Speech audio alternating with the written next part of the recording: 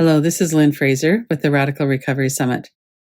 I'm excited that Pete Walker has just published a new book, Holistically Treating Complex PTSD. He has developed a 6-dimensional approach, relational psychotherapy and developing emotional intelligence.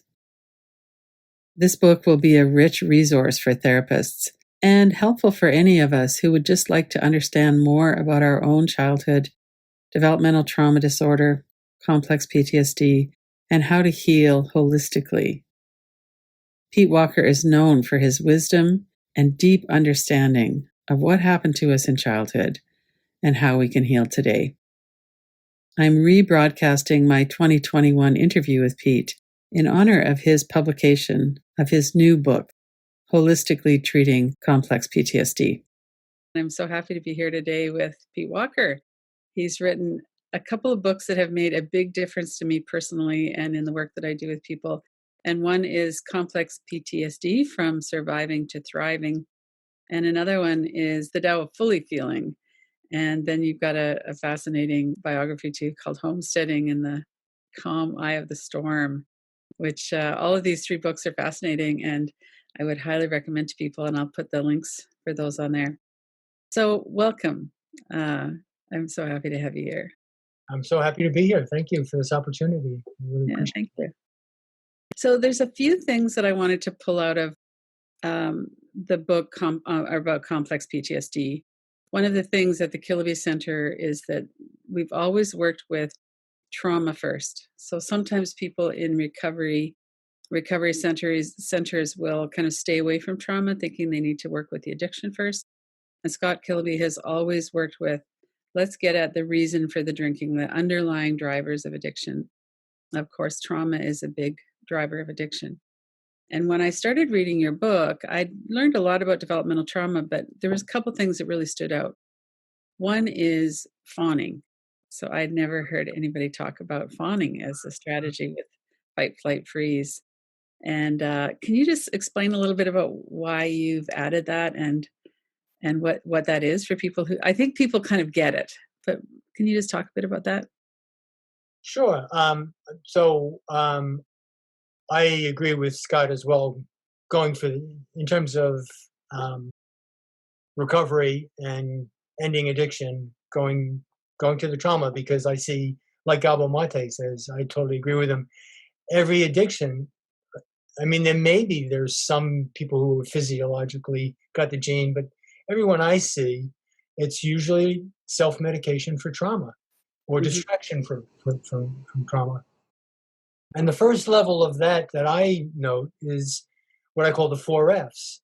That when you're a child in a traumatic situation, you go to instinctive responses and over-rely on them in order to survive, in order to get some simulacrum of safety and maybe some imaginary experience of being loved and cared for. So the first way we're wired is the fight response. If we're being treated unfairly or being neglected, we get mad. And that's why children learn, one of the first things they learn is to say, that's not fair. And no, no, mommy, don't go away. No, mommy, don't make me stay in the room by myself. And so some people get away with that and develop that into a very narrow lifestyle, which translates for them into becoming a narcissistic type. And they tend to use their anger and their controlling behaviors to try and get the environment or the person to be safe and to be responsive to what they want. In most families, dysfunctional families, that doesn't work. There may be one kid that gets to imitate the narcissistic parent who's doing the abuse. So most kids, they don't get to do that. So the next choice that we have instinctively is flight, is to get away. And many people from trauma will have some memory of, at a very early age, trying to run away from home. And very rarely at an early age does that work. It's just even scarier to be out there. And so that often gets transmuted into an obsessive compulsive type of behavior, an ADHD, Just being on the move all the time, either in your mind and the left brain and just thinking all the time, or in action, being busy. And so those types will become obsessive compulsive in their lifestyle. A third type is when things are so bad in the family and there's so much suppression that the child learns that they can't do anything. They got to just go into the freeze response, a dissociative response, kind of like if you ever seen a wildlife thing of a lion catching a small gazelle. At the moment it's caught, it just collapses. In an extreme version of the freeze response is collapse. I give up. I can't do anything. I get in trouble if I fight back. I get in trouble if I'm busy. I get criticism. So I'm just going to space out, dissolve into the TV. These types will tend to go into, in adulthood, into downer drugs. Whereas the flight types in adulthood, to keep their busyness going, will kind of go into the upper kind of drugs, those kinds of addictions. And then I discovered in myself at meditating that this fourth response, called the fawn response, and it was just one way of surviving that situation. And this kind of goes with Alice Miller's drama of the gifted child. There's one precocious child in the family that's got innate relational skills, has a bigger heart, and that parent will co-opt that child to be their personal slave and to be their therapist, to be their surrogate partner. And that child learns that they get some little piece of approval and some sense of belonging and safety by being very helpful, by being servile, by being a good listener. And that child can then grow up to be somebody that's codependent and have an unconscious attraction to narcissistic people. So that's what I mean by the form. Mm-hmm. Mm-hmm. And so people could move through those. For instance, somebody might use anger and fawning. So there's subtypes. Yeah, you could be, your fight might be your key thing, but your secondary response is to fawn. Oh, okay. Right. Yeah. Or you might be a flight type. There's a lot of people that'll be a flight freeze. They'll go and go and go and go until they just totally collapse, and then they be in some kind of depression for days. Oh, okay. And the minute they get some energy and come back, they go and go, go, and they're in that cycle of mania and exhaustion. And people that are severe kind of borderlines often shift between the fight and the fawn, Okay. like being very, very controlling. But some can develop this acute instinct when they've alienated their slave, and then they'll be really nice in small tidbit kind of ways. I had a mother like that. And so they pick it up, and so they'll give you a little tidbit, so you come back in close again, but it won't be long before you get. And right. So sometimes the person isn't actually even a borderline; they're just imitating some kind of behavior that they've had, where they over rely on these two things: the fight, and the fawn. And one of the terrible things about this, with all addiction, it's narrowing your life. You're really stuck in these responses in a way that really impoverishes you, and can lead to then getting into these are somewhat of process addictions, getting into substance addictions to self-medicate the pain that comes from living so narrowly, being a fight type and alienating everybody, even though you may be able to keep them as slaves, you don't feel loved, or being a flight type and having to go like crazy until the only way you can sleep is to get to exhaustion, or to be a fawn type, getting one exploitive relationship after another. Mm-hmm. Right. Or being a freeze type and just not finding a place in the world where you can be successful. Right. And then the isolation and loneliness that goes along with that. Terrible isolation and loneliness. And that's the bottom of the barrel, is that these are responses. I see that Scott talks about, there's a quote from him, addiction falls away when the pain underneath is healed. The bottom of the barrel of the pain is what I call the abandonment malange.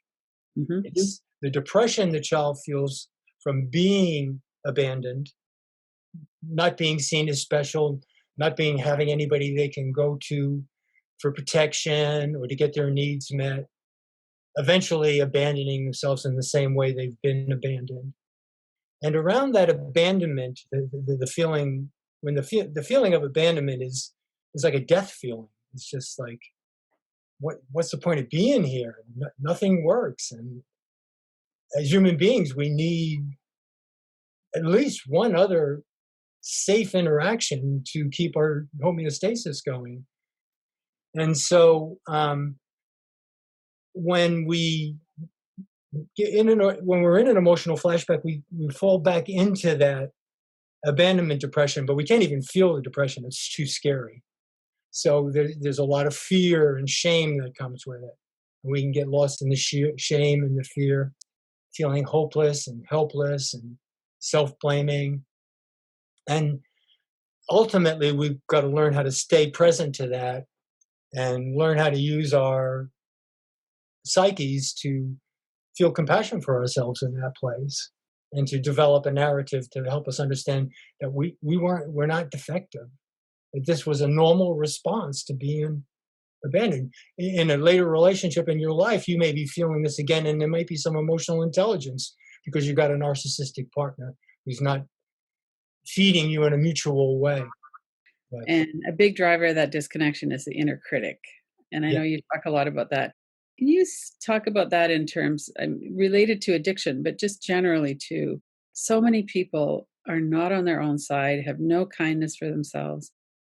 How do you go from kind of hating yourself or shaming yourself or just being lost in that to having a kinder regard for yourself and a friendship? yeah. So I outline a process in the complex PTSD book, and it's kind of linear through the chapters. In the first 4 chapters, in chapters 1 and 2, I outline the process, and then each chapter talks at levels of being able to work through that bottom line pain so that you can rebuild your relationship with yourself so that you're not all in a critic. Because so on the first level, when we're traumatized, we have these behavioral responses. So I do a lot of psychoeducation with people in the book and in person to understand how, well, you're just stuck in these behaviors, fight, flight, freeze, or fawn, and it's really limiting your life, and it comes from the trauma. And when you start to understand that, then we move down to the next level, which is the inner critic. And we start to see, through mindfulness and through psychoeducation, paying attention to your process, you start to see, holy mackerel, I'm so hard on myself. The word I like to use for these days is, I only notice myself in a negative way. I have 2 processes going on here. I'm looking at what's wrong with me. If I'm a fight type or a freeze type, I'm also looking at what's wrong with the world. And that's all I see, total negative noticing. And then I expand that into myself, noticing myself in a negative way. And then the other key process is endangerment.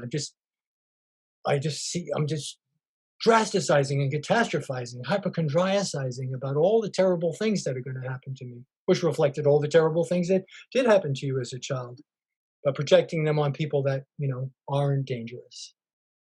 So a lot of psychoeducation around this process. I have in the chapter 9, it's called Shrinking the Inner Critic, and it looks at 14 different ways the inner critic, like our parents, attack us with perfectionism, with time urgency, with drasticizing, with catastrophizing.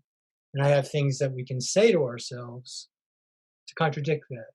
So on working on this cognitive level, it's first understanding how we're ruled by this terrible perfectionism and negative noticing, and shifting to a more positive perspective of ourselves.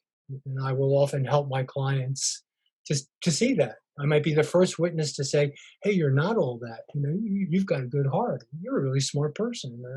You're kind. And look at the things you've told me about that you've accomplished. You call yourself stupid. You got a PhD. I mean, how could that be? You call yourself ugly. You look attractive to me. That kind of thing. So these days, when I take that down to the next level, emotional, and this is what I'm doing a lot, particularly in the first couple of years of therapy, is this 1-2 process of noticing when you're attacking yourself, when you're unfairly blaming yourself, and saying no to it. It's a simple cognitive technique of thought stopping. I'm expanding that to say perspective stopping. You're stuck in the same perspective your parents had of you, always negative. And any part of you mad about that? I mean, what if you went back in time and you were two and you saw your parents doing that to you? Or if you had your kid or somebody's doing that to them, wouldn't you feel mad? Wouldn't you want to say, no, stop that, don't do that, don't talk to me that way? And, gradually trying to reconnect the person with their healthy anger, the instinct of self protection. Mhm. Julia Herman says that the first step in trauma recovery is getting outside safety, which often means like, moving out from abusive parents if you're stuck with them, or moving out from an abusive parent. And this is absolutely true. That's the most powerful thing you can do to start out with. But then the next most powerful thing is to make your relationship with yourself safe.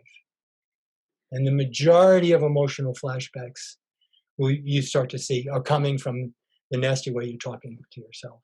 You're just reenacting the criticism and you're just not giving yourself a break, just totally being against yourself.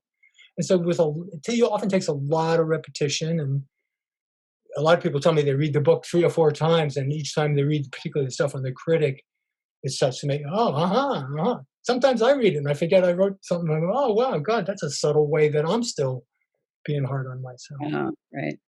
So can we pause here while you say what emotional flashbacks are?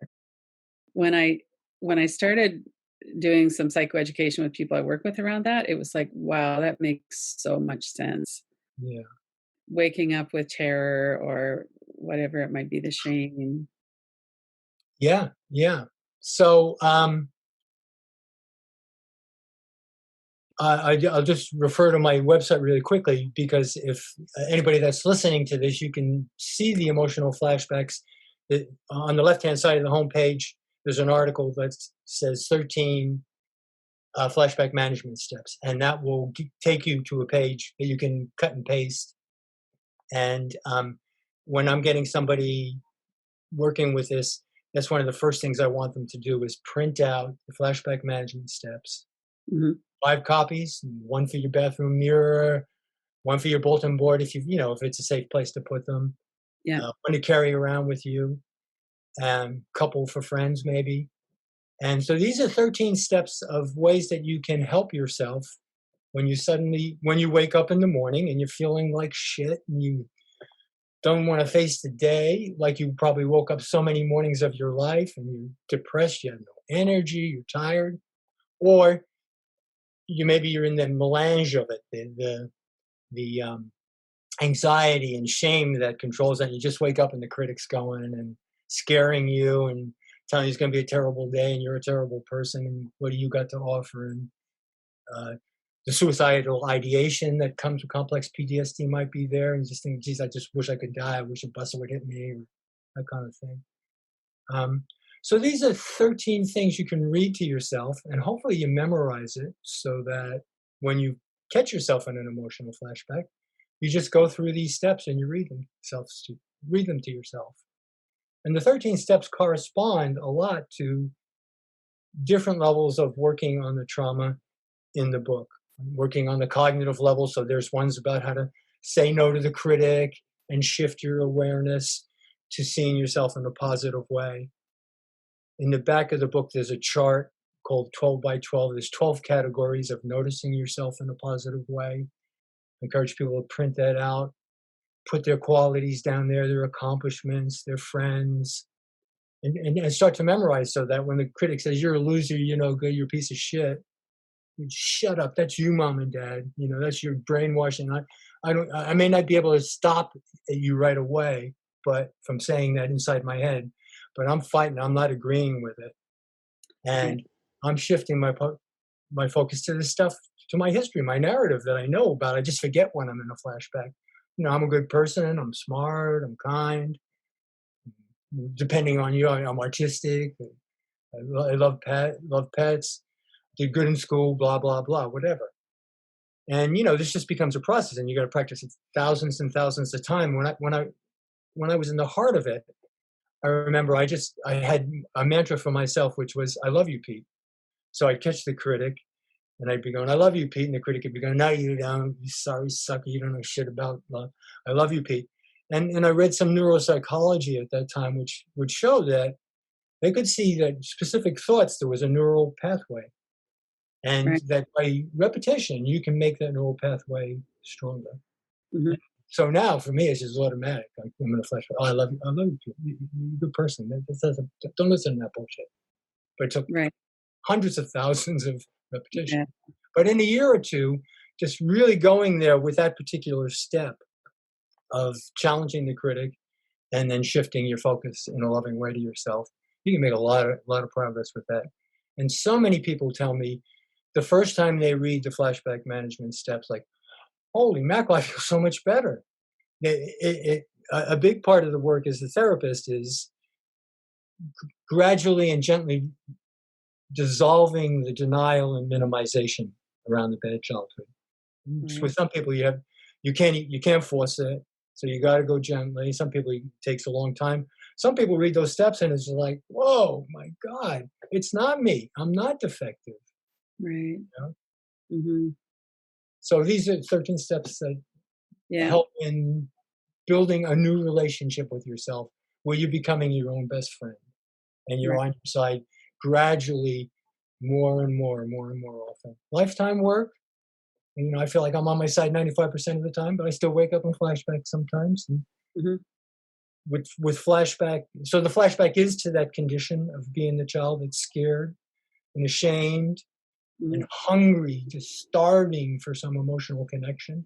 First addiction most people will get is a food addiction, because that's the one place you got some relief. Right. Yeah. So one thing that's really evident is how long it takes our nervous system to settle and feel safe after we've had a lifetime of abuse or neglect or not being valued and disconnected. And then we have all of the evidence that people are not safe based on our experience. And it takes a while to become safe for ourselves and then to let other people in.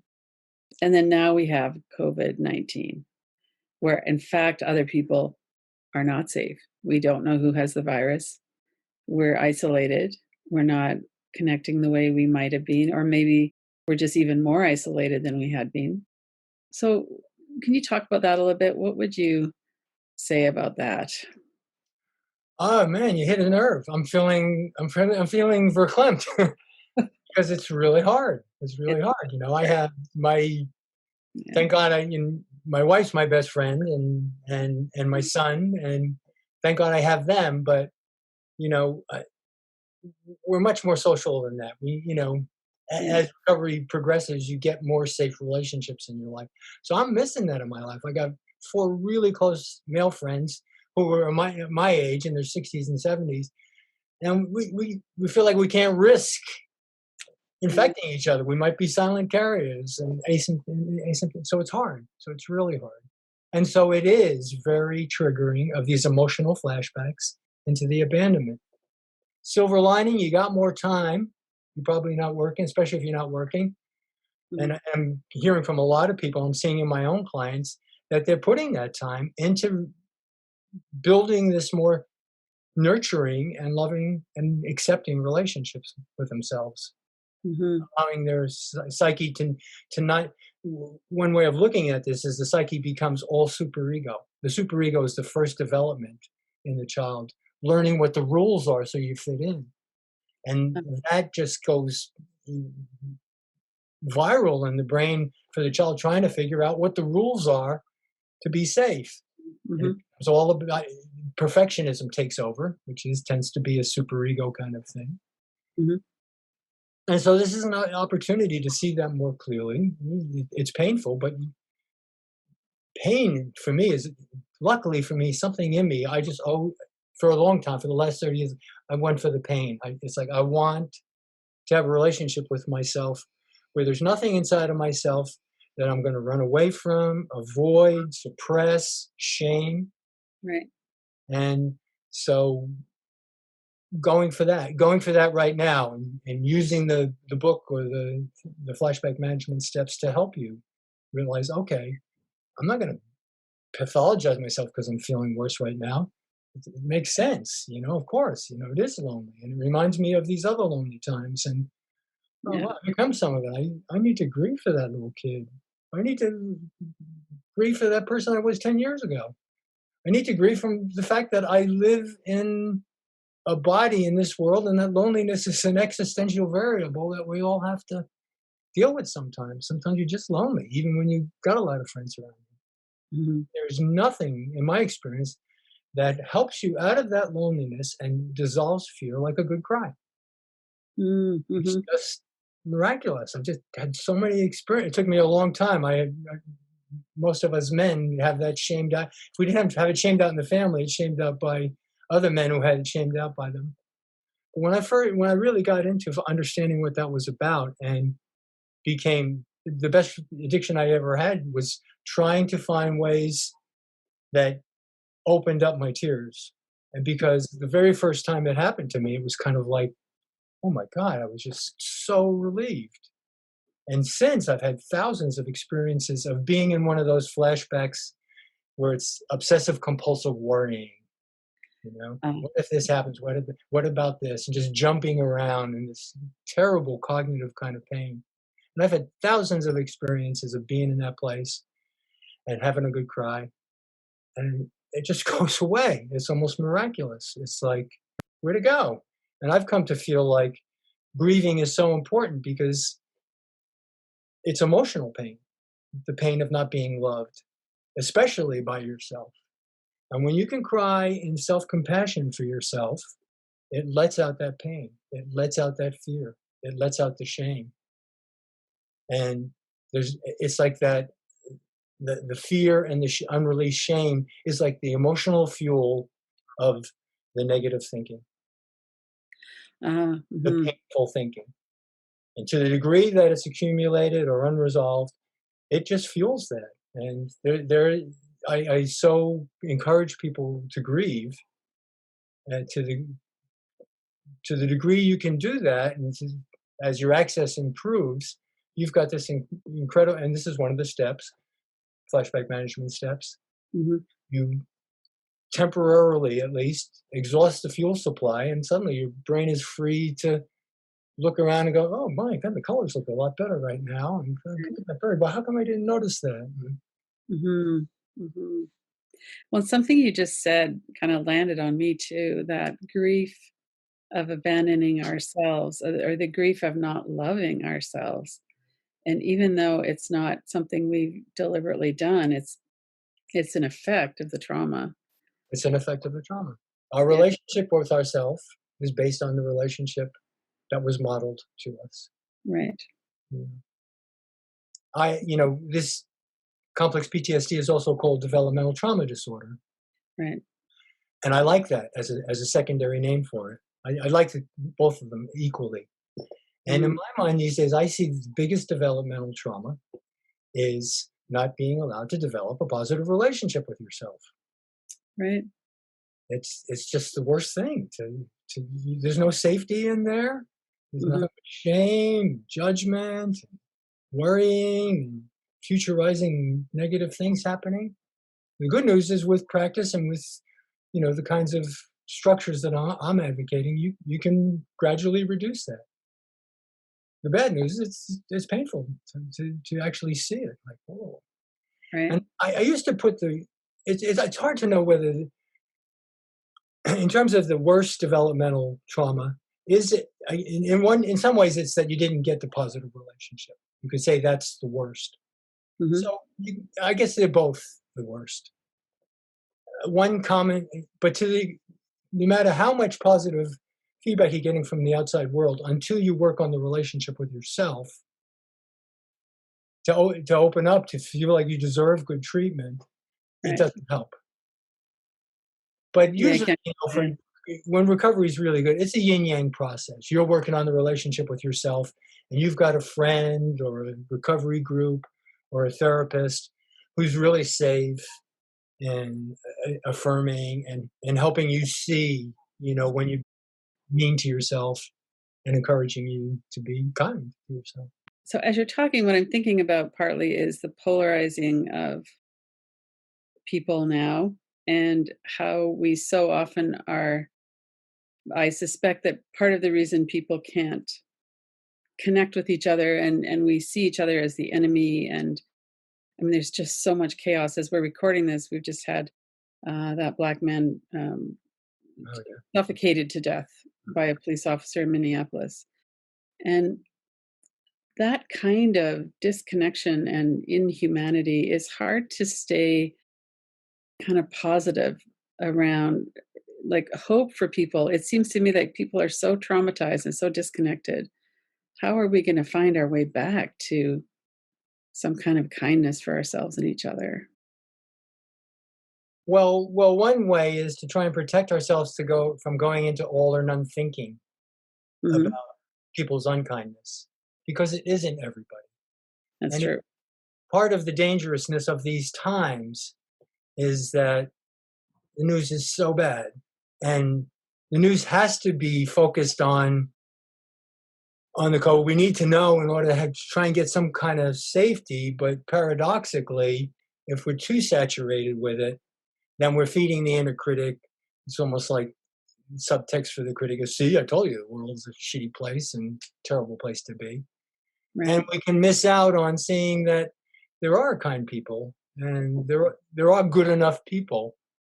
And in fact, I take a lot of heart. I'm really blessed for my book to have done well and get lots of really kind, validating messages from people and hearing their stories about how they are getting rid of narcissists in their life and making better relationships. And personally, I believe that we are evolving, even though the evidence around us looks pretty dire. I think evolution has always been something, in contemporary evolution, I mean, in traditional evolution, it's the moth that comes out with a slightly different coloring in its wings that makes it safer. And Hmm. that one starts to propagate more.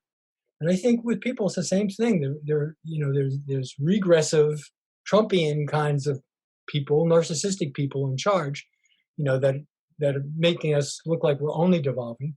But there's always been some human beings that are evolving and that believe in kindness and compassion.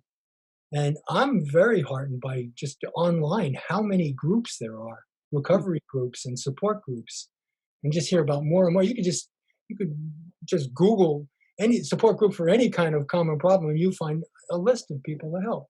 So I think there is a small percentage of the population, maybe not that small, maybe 10%, maybe 20, that are evolving. The lifetime growth that the gerontologists tell us, the lifetime learning that the gerontologists are telling us is necessary to avoid Alzheimer's. A life of learning, a life of expansion, a life of knowing more. And you see a lot more of it on the coasts than in the centers, but I think any big cities has sanctums of this kind of thing, and I take part in that. Hmm. So I want to be moderate in following the news. It's Right. really hard sometimes. It's so easy to read every article and get sucked up in everything, Hmm. and the news sells itself by being hyperbolic and hysterical, and will get you into kind of one symptom from one person out of the 100 of the million. You're all going to get that, So trying to filter it out and cultivate, part of cultivating this really positive relationship with ourselves is developing habits, intellectual habits, behavioral habits that make us feel good about being here.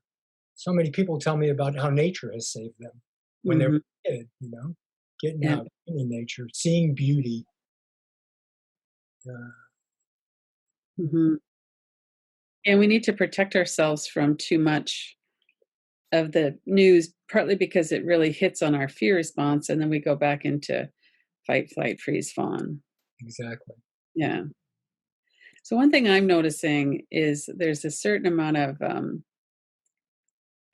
peer pressure in a way, maybe, or compliance.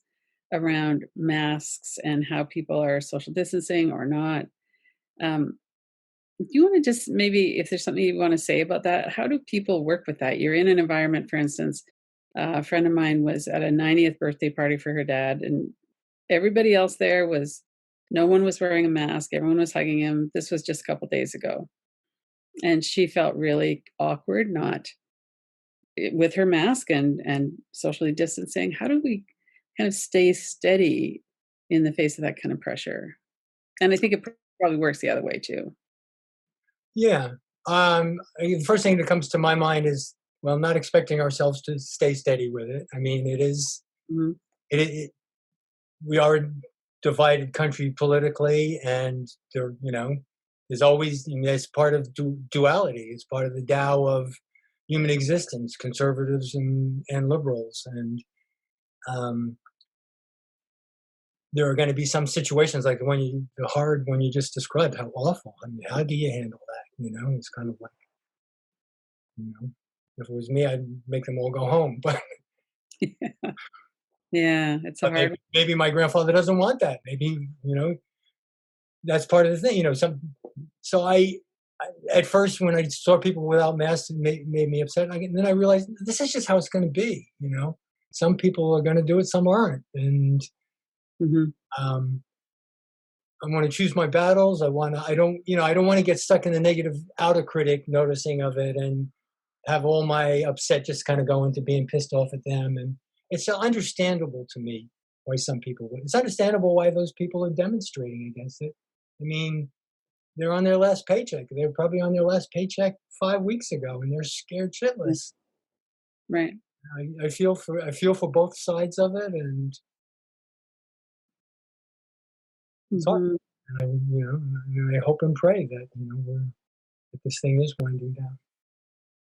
So one of the things that you really stress is being able to feel. And it's so hard when people are in pain to turn towards that.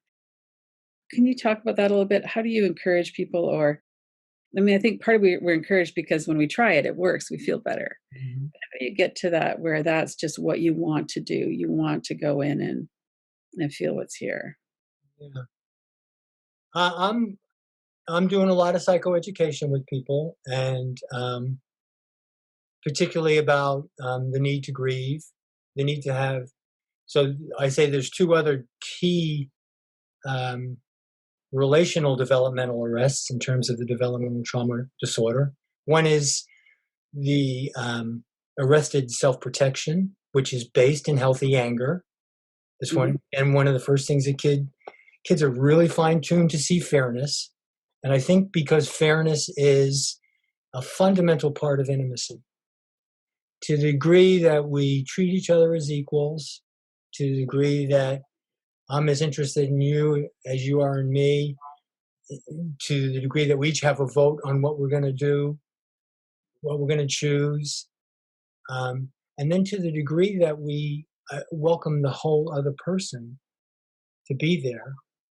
We're not going to be unfair and expect them to be up all the time because that's impossible. Right. Hmm. Um, to that degree, have we gotten our sense of self compassion back and relational compassion back? And so I'm preaching a lot about self compassion and this idea of the addictions, the being stuck in the four F's, being stuck in negative noticing, creates more pain. It's just less. It's a more lingering, ongoing pain that you've kind of gotten used to, but it's causing all these deficits in your life. And that there's a way to move through a lot of that, and that's through grieving. Grieving lets the pain come out in the way through these mechanisms that are part of our true nature. And when we can give that to each other, when we have a cry together, or I make you feel safe enough, you could have a good cry. Because I've seen the same thing with my clients. They come in, they're just full of worry. And we finally got to the place where, hey, your critic's really bumming you out for this. And it seems to me like, well, yeah, it is hard. And maybe you can kind of drop down and try and feel what's going on in your body. And bring your awareness into your belly, and when we get into that level, we could cry and, oh my God, we just should shift into, oh, it's kind of a nice day out. I saw this really nice movie last night. And Right. mm, Mhm. We can't really access that when we're blocking everything off. We block off all the good stuff too. yes, Yeah. that's right. Yeah. So I love how you work on all these different levels. So it is important to understand in our cognitive mind, and Yes, then we also need to work in the body. yes, yes. Yeah. You can only go so far with the cognitive. And Right. that's why I'm trying to empower the cognitive work with the emotional tools of using the healthy anger, Mhm. and that gets you down to your anger to protect yourself, and using the healthy tears to cry for yourself, to cry for the terrible losses you have. It's a death. Kubler-Ross, his idea that you get over the death of someone you love by having crying and angering. Well, there's Right. all kinds of death. And the death of having a positive relationship with yourself is just one of the worst. And, Mhm. and so I'm helping people get down into that. And I Mhm. found in my own meditative process, I had a, I don't have time to say this. I had the key turning point for me is I'd been really after emotional release for a long time. And it was, improving my life a lot. But I was still stuck in my flat response, being very, very busy. And I got sick and lost a lot of weight. And I couldn't play sports anymore. I couldn't go for walks. And I had to, so I had to, all I could do was do more meditation. And I would be sitting in my chair, and I've had minor addictions to coffee and tobacco and too much beer. I could get rid of them without white knuckling. But what I couldn't get rid of was doing. And I'd be sitting in my chair and I'd be white knuckling. I'd meditate for half an hour, 5 minutes, and I'd look up and oh, there's a cobweb up there. I got to clean that. Right. Clean a cobweb? You don't dust. What the hell is that about? And I just started to see that I was addicted to just being busy. Mhm. And that made me take on this practice, which I got a couple of months to do, of just being with myself. And instead of trying to find the pain, because it was just really clear to me that there was this anxiety in me that I just couldn't stand. Mhm. Go up and I'd have try and solve it with thinking. I just Yeah. kept trying to stay with that. Then I could feel it in my muscles all over my body and stay with it. And it was to me like that's where my meditation is going to go. That's the somatic work for me. That's Mhm. what I call in my homesteading book, minding the body, bringing the mind into the body. I want my mind in my whole body. And what really helped my meditation would be if I had a little ache or a pain somewhere, because it would make it easier to stay there. And if nothing else, it was a rest from thinking. Yes, true. And so that's how I meditate to these days. And that really deconstructed my flight response, and anxiety is rarely an issue for me anymore. Mhm.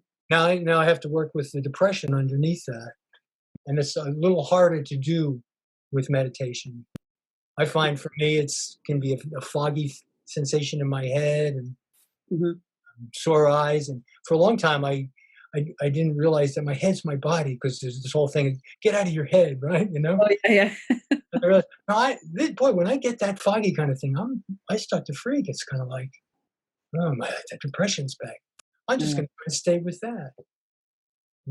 I can often wake up in that, and a half hour meditation on that, and then I truly wake up. I'm not in the Right, fatigue anymore, and yeah. right.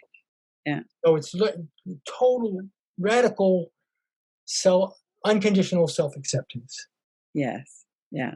Where nothing we find is something we need to shame ourselves for or disconnect about. Exactly. Yeah. Yeah.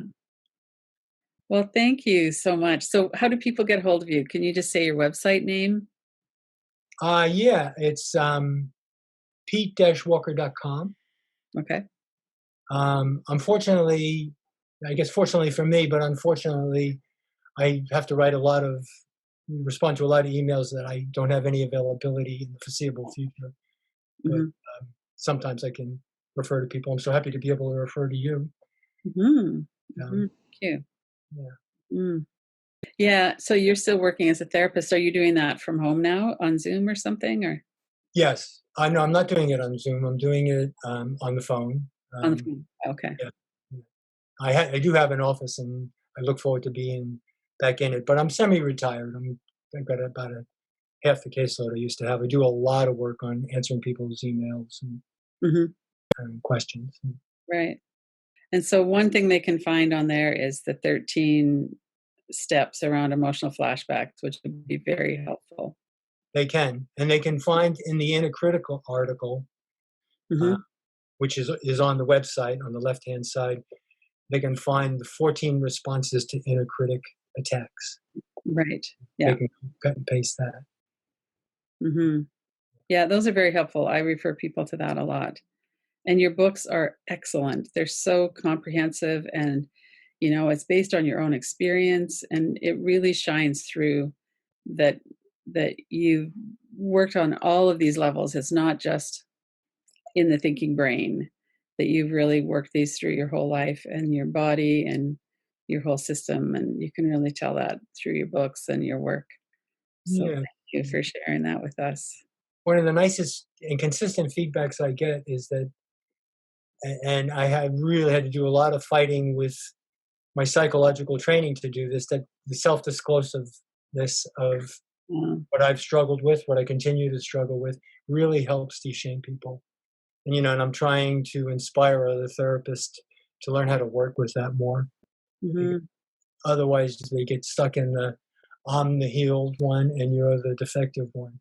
Right. And I think what's really the last frontier with healing from complex PTSD is letting go of the salvation fantasy that I'm finally going to get to this place where I'm peaceful all the time, or happy all the time, or feeling loving all the time. It dies a hard death, dies many deaths, It does. but Yeah.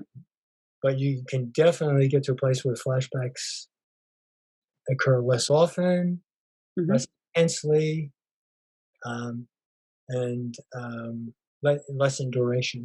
And Right. And where you really don't believe the inner critic anymore. you really don't believe the inner critic. I, I, I, it's one of the great rewards I find of this work is I just really kick my Mhm. inner critic's ass, and then I can push it away very quickly. I may still have to deal with some feelings of depression, but usually not shame. It's like, and boy, I was nothing but shame for 50 years, 40 years anyway. Right. Yeah. Yeah, that's where the freedom is, when we don't have that Yeah. torturing us all the time anymore. Yeah. Yeah. Some Yeah. meditative practices say, so we're on somewhat controversial is you got to accept everything. And a lot of people say that about the inner critic. And I think for a normal neurotic person that hasn't been traumatized, you can probably shrink the critic without having to try and exorcise it and Mhm. shut it down. But until I started doing that, I was just really not getting anywhere. And I feel justified in doing it is that it's not a natural part of the self. It Right. really comes from a toxic process, not Yeah. being allowed to develop the healthy ego, the self supportive, user friendly manager. And you Right. got to make room for it. Right. Mhm. Yeah, I think that's important. A lot of times people will be hesitant to talk back to the critic. Yeah. Yeah, and we need to be careful, just like we would take ourselves away from an abusive person. We need to take ourselves away from an abusive inner critic too. Yeah. Because basically, that abusive parent that we had is the inner critic. And Right. a lot of time you won't get a visual on it, but it's totally their belief system about you that's ruling it. And it's not fair. It shouldn't have happened. Somebody should have protected you from it. Mhm. So I think it's really healthy to fight toxic shame, the emotional side of it, and Mhm. the inner critic, the cognitive side of it. And it can be shrunk. And if it doesn't, it really keeps you stuck in a really painful place. Mhm. Well, and with our current understanding in some of these ways that we talk about and that we work with now, it's really possible. I mean, I see it happen over and over. I'm sure you do too, that, in our own lives and with other people, this is possible. It's really possible. And especially coming back to all the wonderful groups that are online Right. Yeah. and podcasts and a lot of people I know that talk about how a group heals shame quicker than even individual therapy. Yeah. And I really like a lot of these groups that are out there right now. Mm-hmm. Reddit/r/narcissist, raised by narcissist, is a terrific group that people tell me a lot about. Right. It really helps to see people struggling with the same syndrome and see that, no, it's not your defective. You got defective parenting. Right. And you're stuck in parenting yourself that way. But you can retrain yourself. You can allow for the development of the natural instinct that every person is born with to love themselves, to like themselves, to be on their own side. You can end the cycle of changing addictions by going for the pain. That a pain is a clarion beacon of hope, even though it's hard to open to. But you can, by opening to your pain with compassion, you can really learn to not be afraid of it anymore and to metabolize and work it through so much more efficiently. That's a wonderful thing to know. Yeah. That's true. Yeah. No, too, and it's lovely to see. Welcome to the 2021 Radical Recovery Summit, presented by the Kilby Center for Recovery. This is Lynn Fraser, your moderator. This year, our theme is Feel It, Heal It, a new paradigm of recovery, featuring a diverse group of thought leaders and innovators, people who are working on the ground in the new field of addiction recovery. Go to radicalrecoverysummit.com to sign up and watch free.